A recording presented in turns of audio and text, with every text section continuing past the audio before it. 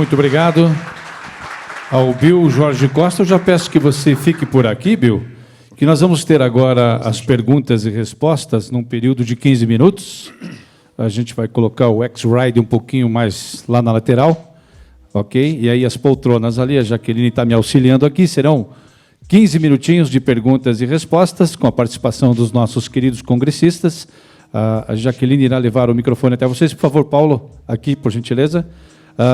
O Mahatma Marostica e a Ana Paula Weigert aqui também, para a gente poder fazer esse debate, essas perguntas e respostas neste exato momento. Ok? Então, serão 15 minutos e depois nós teremos aquele período destinado ao almoço. Retornaremos com as nossas atividades na parte da tarde, com os painéis da tarde, iniciando às 14 horas. Ok? Então, a partir das 14 horas, nós teremos a abertura novamente e já as palestras da parte da tarde. Então, vamos lá. Só esperar que a Jaqueline se aqui posicionar, que ajuda aí, Jaqueline.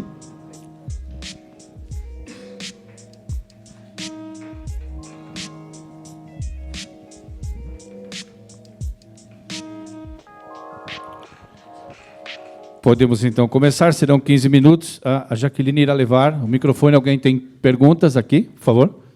A primeira.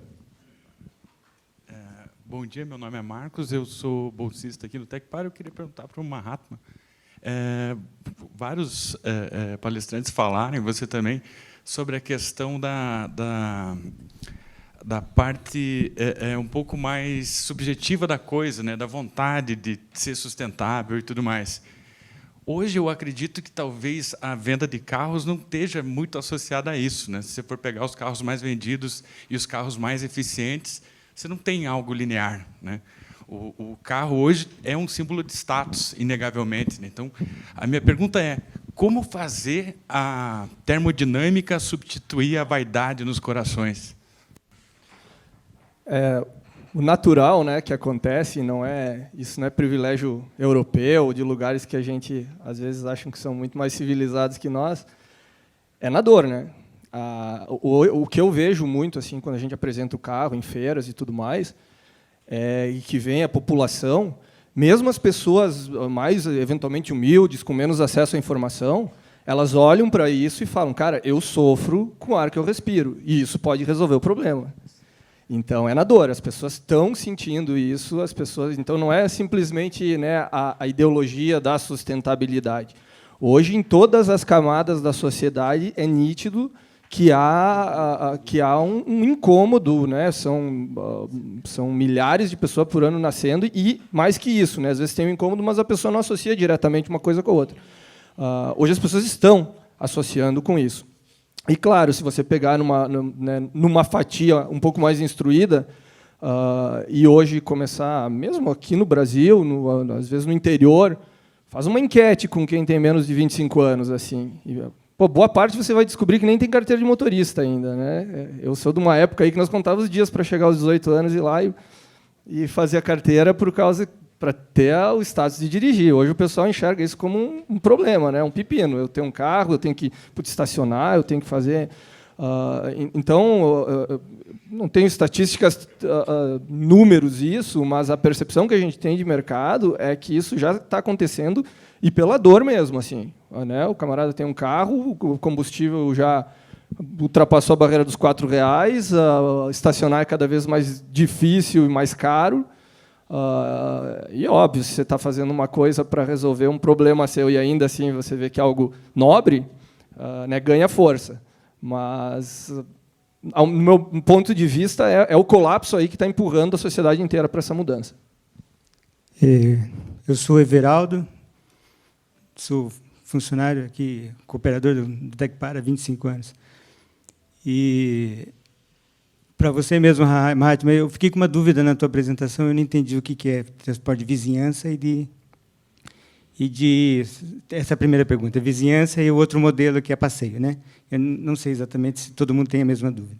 A segunda é geral, mas poderia ser para o Paulo. Como você está trazendo esse modelo de veículo aí, e quando eu fiz meu TCC de engenharia mecânica, eu fiz um modelo de um equipamento que é um elevador para cadeira de rodas para teto de automóvel. O modelo, só o protótipo, né? E E eu vi, nessas pesquisas de fazer esse produto, que eu vi um modelo chinês, e daí também vi a cadeira de rodas nesse mesmo modelo, que só com 2 rodas, um eixo apenas, nessa mesma ideia. E qual é a possibilidade de, além da mobilidade, a acessibilidade nesse modelo de veículo? E se alguém está pensando nisso, também para você, Mahatma, se você está pensando nisso. Então, rapidamente, veículo de vizinhança, nosso concorrente principal são carrinhos de golfe. Então, pensa onde o carrinho de golfe anda. Ele não é emplacado para a rua, deslocamento interno, empresas, condomínios, a gente tem carro em condomínios, aeroporto, indústrias, parques, uma tech park da vida, deslocamento, vigilância e tudo mais. E o veículo de passeio é aí um veículo homologado para a rua como qualquer outro, né? E sobre acessibilidade, a gente tem já um chassi sendo desenvolvido para o cadeirante entrar por trás do carro, até porque era recorrente, né? Desde o primeiro protótipo que a gente lançou, o pessoal fala, puxa, mas isso para cadeirante serviria muito bem, porque o assoalho é baixo, está tudo escondido embaixo do assoalho, não tem túnel central, já está em desenvolvimento.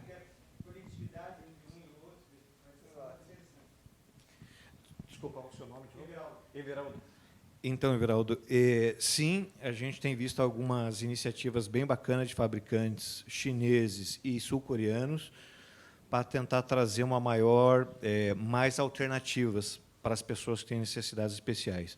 Este modelo aqui, especificamente, você veja que ele também pode ser adaptado para pessoas que, às vezes, não têm um problema severo de saúde, mas, muitas vezes, têm vergonha de andar naqueles carrinhos, assim, as pessoas mais idosas, têm vergonha de ir no shopping e tal, eventualmente poderia solucionar.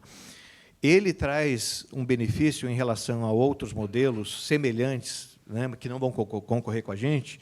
Você vê aquele veículo de mobilidade urbana que você é uma roda, você vai de pé em cima dele, segurando, né, ele tem um aro aqui, mas ele causa muitas dores nos tendões e nos joelhos e no quadril com o tempo. Da mesma forma, os patinetes. Esse, por você ir sentado e tendo o apoio do guidão, você tem um melhor posicionamento para o corpo, você não vai se machucar.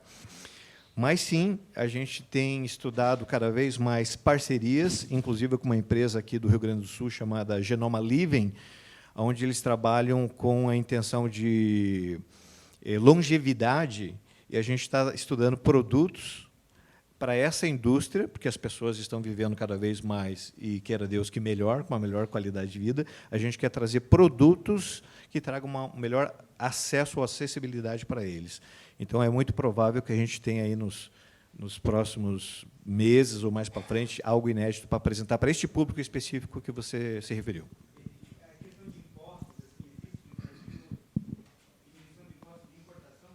Não existe, eu desconheço, por enquanto, algum tipo de isenção fiscal para esse tipo de produto. O que a gente, sim, tem uma filial baseada no Porto de Vitória, que, daí, por conta do ICMS e questões do governo local, nos dá isenção fiscal para alguns tipos de produtos, inclusive para este. Mas eu desconheço de uma política pública nacional que traz benefícios fiscais para equipamentos de acessibilidade.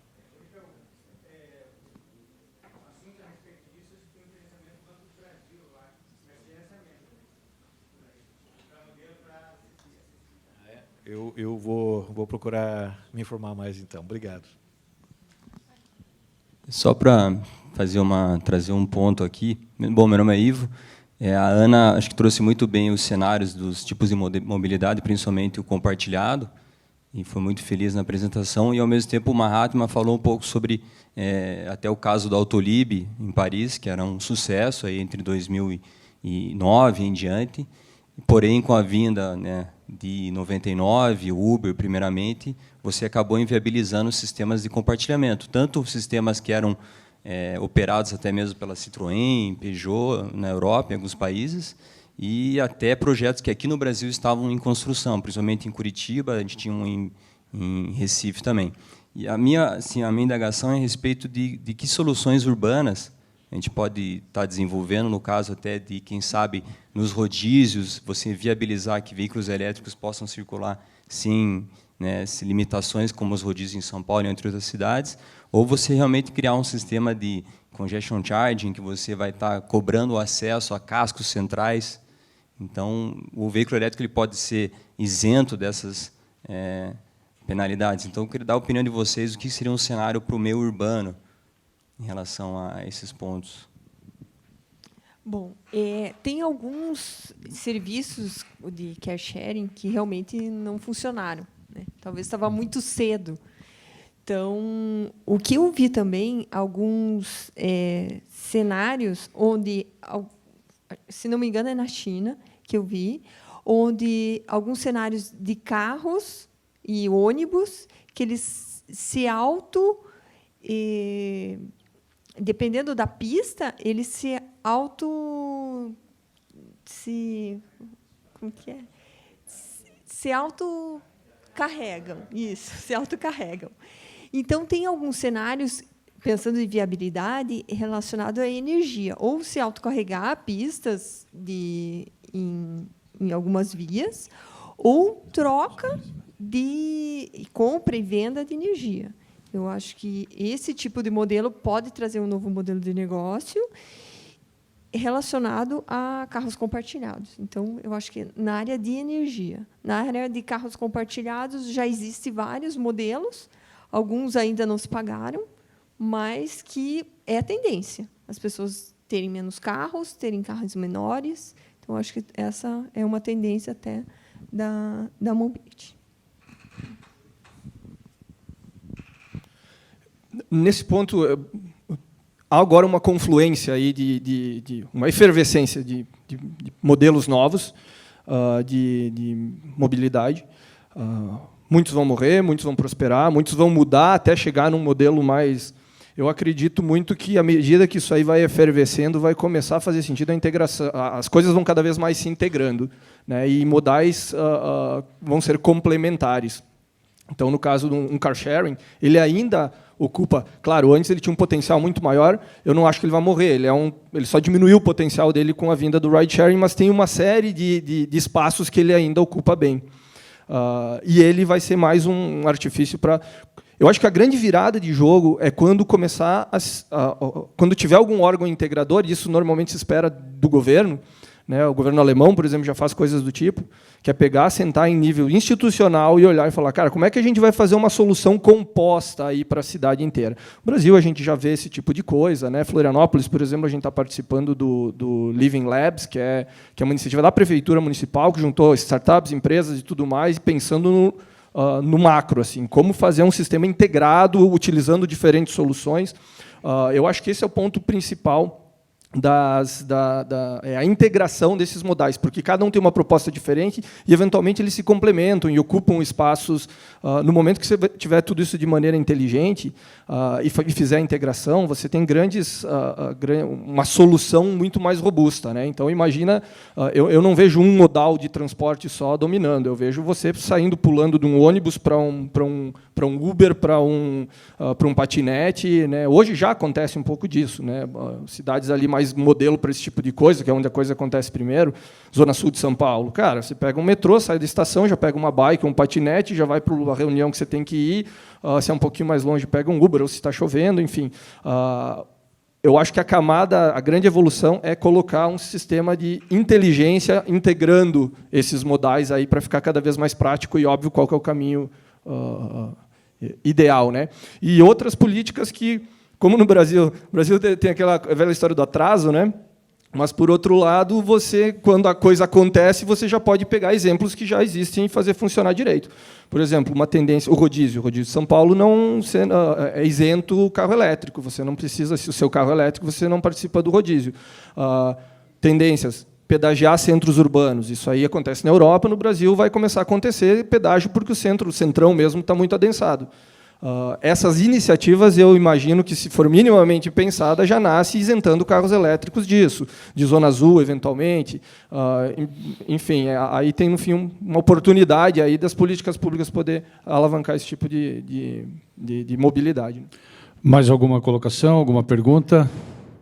Por favor, a última pergunta daí, ok?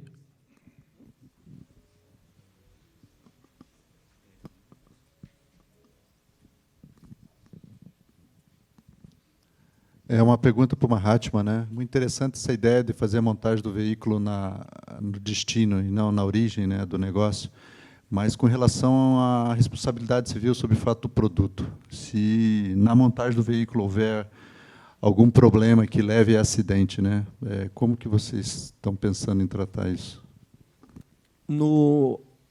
A gente passa por é um modelo a ser validado, mas nossa estratégia é a seguinte: antes de mais nada, a gente está fazendo, hoje montando centralizadamente, mas fazendo as validações para entender quais são os parâmetros críticos do carro, como eu vou controlar eles montando remotamente, né? Felizmente, hoje a gente tem já um pacote de ferramentas possíveis de indústria 4.0, que eu consigo fazer um controle remoto bastante avançado de veículos e sem grandes investimentos, né? Então, o próprio IoT do carro vai ajudar a fazer essa parte do controle e, naturalmente, cada unidade de montagem vai ter que ter um responsável técnico, vai ter que eventualmente vai ser provavelmente vai ser alguém da própria fábrica, vai ter uma auditoria, vai ter uma série de um arcabouço ali porque no fim das contas, né, o ticket de entrada. Se eu botar um carro na rua, eu tenho uma série de padrões e normativas que eu tenho que seguir. E, normalmente, o que a gente usa até dentro da Mobilis como compliance, a gente olha isso até globalmente, né? A gente tem coisas que no Brasil nem estão regulamentadas ainda, a gente usa normas europeias, que já estão um pouco mais maduras, e a gente já se prepara para isso, né? Então, tem o que a legislação exige e o compliance da própria empresa, pensando como instituição. Mas onde a gente vê que o grande aliado nessa história toda são as ferramentas de indústria 4.0. E aí eu tenho também uma facilidade estratégica no conceito que a gente fez. O que eu vejo como um parâmetro crítico, difícil de controlar lá na ponta, alguma montagem mais específica de um item de segurança, uma bolsa de airbag, alguma coisa assim, eu posso usar a própria capacidade produtiva do meu fornecedor. Não, esse item eu vou montar, já vai vir o painel com ele montado lá do cara que faz o painel, ou o cara que faz a bolsa de airbag vai receber o painel e vai integrar para mim isso. Essas conversas são cada vez mais fáceis, né? A indústria inteira ela tem essa vontade de agregar mais processos para si. Então, o que a gente vê tem uma receptividade boa. E eu posso jogar com isso, porque o meu fornecedor, sim, é uma indústria grande, está preparada, tem todos os controles de processo necessários. Então, esses dois pontos. Indústria 4.0 para controlar lá na ponta, e outro, poder jogar em agregar mais montagem para quem tem mais robustez para montar e menos para kits mais pré-prontos, e lá na ponta, né, para garantir que a qualidade seja cumprida lá na ponta e esse carro. E, naturalmente, nós vamos ter responsabilidade sobre né, exatamente porque a gente vai ter responsabilidade sobre o produto que a gente entrega. Para que a gente possa encerrar esse nosso painel, Bill, quer fazer alguma consideração? Bill? Bom, pessoalmente, eu sou uma pessoa meio fora do assunto de carros elétricos, etc., porque a minha formação é de química industrial, engenharia de materiais. Eu tenho trabalhado com energias renováveis aqui dentro do Tecpar há mais de 10 anos na área dos biocombustíveis veiculares, né? Eles estão aí já sendo usados bastante, mas a gente fica bastante satisfeito de ver que as tecnologias estão evoluindo, né? E os combustíveis, sejam renováveis ou fósseis, provavelmente eles têm o seu tempo de vida já meio, talvez não tão longe de terminar, mas essas novas tecnologias são realmente sensacionais e a gente está apostando bastante que elas evoluam. De qualquer forma, enquanto técnico do Tecpar há muitos anos, a gente pelo menos tem o sentimento que demos uma contribuição muito grande ao país na questão dos combustíveis líquidos, né, que por muito tempo, acho, ainda vão estar perdurando, né, sendo utilizados. Então, a gente contribuiu muito com o Proálcool aqui no país. Somos, com muita honra, um dos responsáveis, uma das instituições responsáveis de que hoje todo o diesel comercializado no país tenha um percentual de biodiesel. Nós participamos de todo o processo desde o início, então é uma coisa que realmente nos dá muito orgulho, e certamente o nosso trabalho daqui para frente vai ser no sentido de que a gente obtenha o mesmo sucesso com essas novas iniciativas que nós tivemos com os combustíveis líquidos renováveis, né? Então, esse seria o meu recado. Então, certamente o Tecpar vai estar lado a lado com todos aí, no sentido de que tudo isso evolua como fizemos evoluir a questão dos combustíveis líquidos aqui no país. Muito obrigado.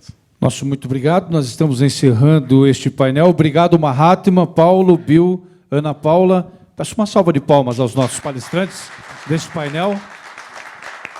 Muito obrigado a todos. Nós teremos agora um intervalo para o almoço. Retornaremos às nossas atividades com o início de um novo painel às 14 horas e a sequência das palestras, ok? Desejamos a todos um excelente almoço e aguardamos todos vocês, congressistas, a partir das 14 horas. Muito obrigado.